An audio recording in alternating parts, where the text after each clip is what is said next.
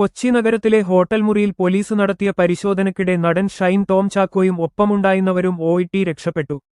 ഇന്നലെ രാത്രി 11 മണിയോടെയാണ് പോലീസ് ലഹരിവിരുദ്ധ സ്ക്വാഡ് ഡാൻസ് ഓഫ് ഹോട്ടലിലെത്തിയത്.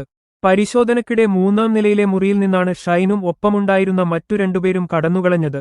മുറിയിൽ നടത്തിയ പരിശോധനയിൽ ലഹരി വസ്തുക്കൾ ഒന്നും കണ്ടെത്താൻ സാധിച്ചില്ല.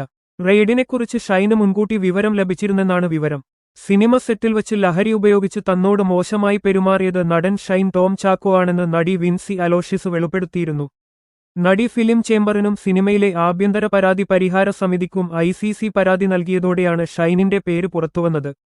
സൂത്രവാക്യം: സിനിമയുടെ സെറ്റിൽ വച്ചാണ് നടൻ മോശമായി പെരുമാറിയതെന്നാണ് നടിയുടെ പരാതിയിൽ പറയുന്നത്.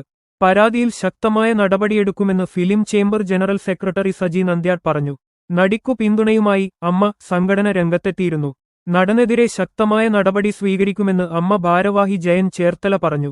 നടി രഞ്ജിനി ഉൾപ്പെടെയുള്ള പലരും വിൻസിക്ക് പരസ്യ പിന്തുണയും അഭിനന്ദനവുമായി രംഗത്തുവന്നിട്ടുണ്ട്. ലഹരി പരിശോധനയ്ക്ക് കൊച്ചിയിലെ ഹോട്ടൽ മുറിയിലെത്തിയ പോലീസ് ഡാൻസ് ഓഫ് സംഘത്തിന്റെ കയ്യിൽ നിന്ന് നടൻ ഷൈൻ ടോം ചാക്കോ രക്ഷപ്പെട്ടത് സിനിമയെ വെല്ലുന്ന നീക്കങ്ങളിലൂടെ.